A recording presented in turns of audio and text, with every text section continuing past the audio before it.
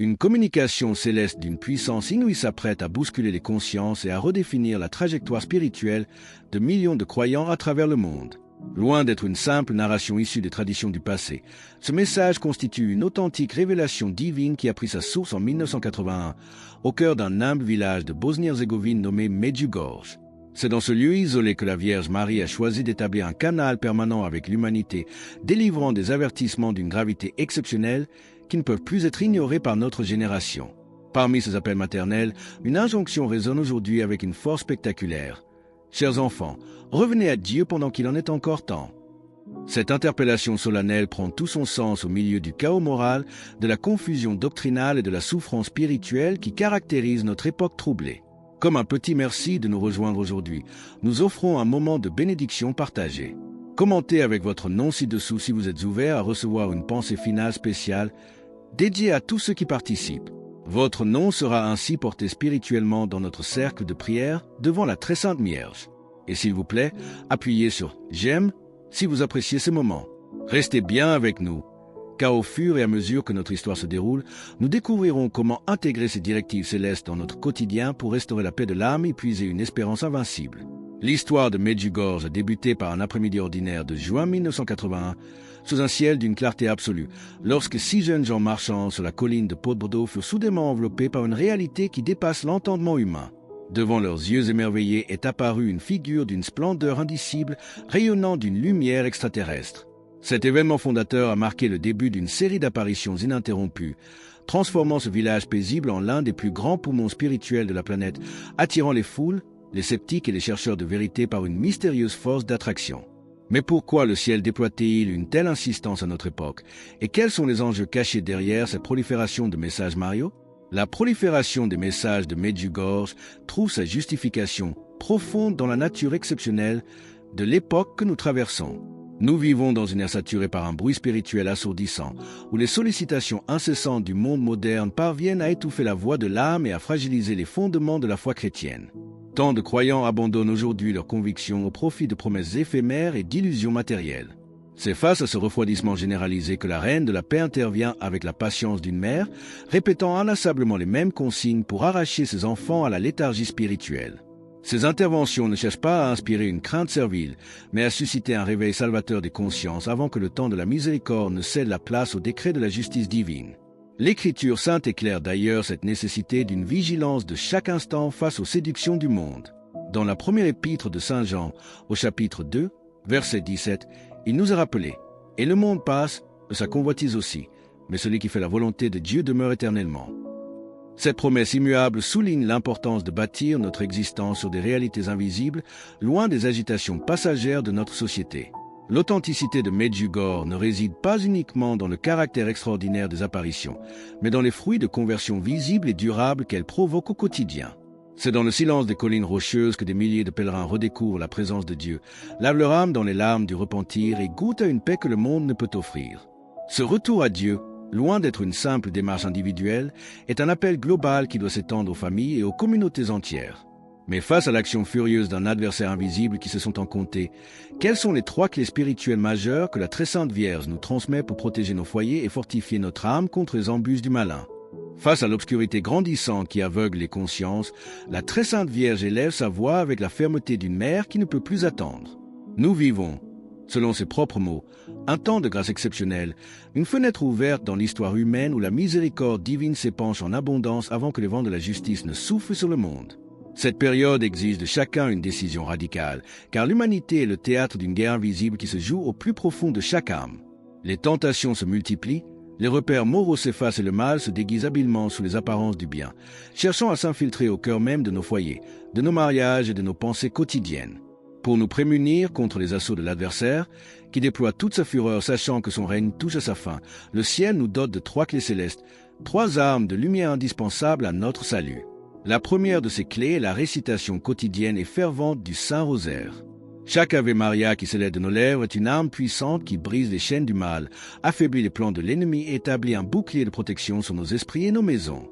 Là où le chapelet est médité avec amour, la présence de la Reine des cieux et des anges devient une barrière infranchissable pour les forces des ténèbres. La deuxième clé réside dans le recours fréquent au sacrement de la pénitence pour maintenir un cœur pur.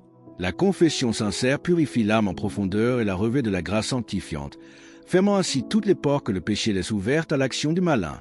Enfin, la troisième clé est l'Eucharistie, la nourriture des forts, reçue avec une profonde révérence au cours de la Sainte Messe.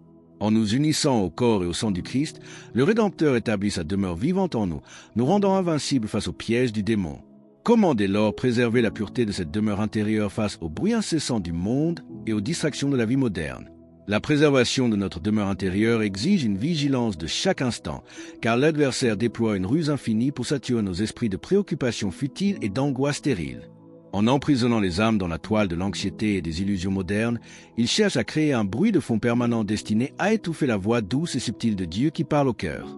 C'est pourquoi la Reine de la Paix insiste sur l'urgence de choisir la prière, de lui consacrer un temps qualitatif au milieu de nos journées, même lorsque la fatigue ou le découragement se font sentir. Aucune oraison proclamée avec amour n'est perdue. Elle s'élève vers le ciel pour se transformer en un rempart de protection sur notre existence. L'âme doit être nettoyée de tout ce qui favorise les infiltrations de l'ennemi. Le ressentiment, l'envie, l'orgueil et la vanité sont autant de brèches par lesquelles la confusion s'installe dans nos pensées. Vivre en état de conversion continue signifie avoir l'humilité de se relever immédiatement après chaque chute, car le Seigneur ne regarde pas notre perfection apparente, mais l'effort sincère d'un cœur qui refuse de capituler devant le péché. Si ce message résonne profondément en vous et que vous vous sentez poussé à affirmer votre foi en cet instant, partagez Amen dans les commentaires ci-dessous. Cette persévérance dans la purification intérieure s'appuie sur les promesses de restauration que le Christ nous a données. Dans le livre des Psaumes, au chapitre 51, verset 12, le roi David implore le Seigneur en ces termes. « Ô Dieu, crée en moi un cœur pur, renouvelle en mon sein esprit droit. » C'est cette rectitude qui nous permet de recevoir dignement le don inestimable de l'Eucharistie, où le Christ ressuscité vient s'unir à notre faiblesse pour nous rendre lumineux et invincibles face aux ruses du malin. Ne laissons pas les distractions du monde nous voler ce trésor céleste.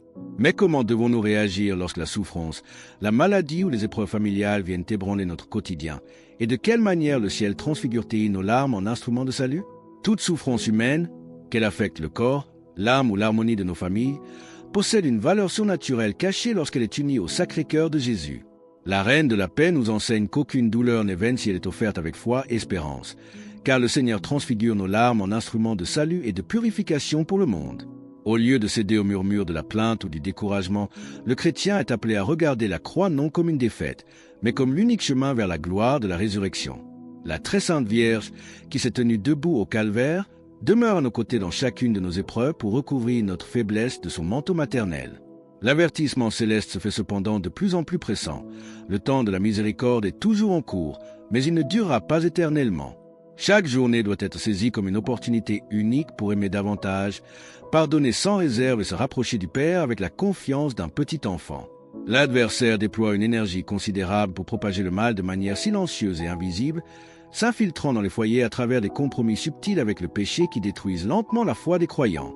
Beaucoup ne perçoivent plus la présence de l'ennemi parce qu'il sait se déguiser sous les traits de la modernité et du bien-être apparent, alors qu'il s'apprête à porter des coups terribles à la structure même de la famille chrétienne. Cette offensive des ténèbres, annoncée depuis des décennies à Medjugorje, s'accomplit désormais sous nos yeux à travers l'effondrement des valeurs, la division des couples et l'égarement de la jeunesse. Le mensonge a été érigé en norme, tandis que la vérité divine est méprisée par une société enivrée d'orgueil.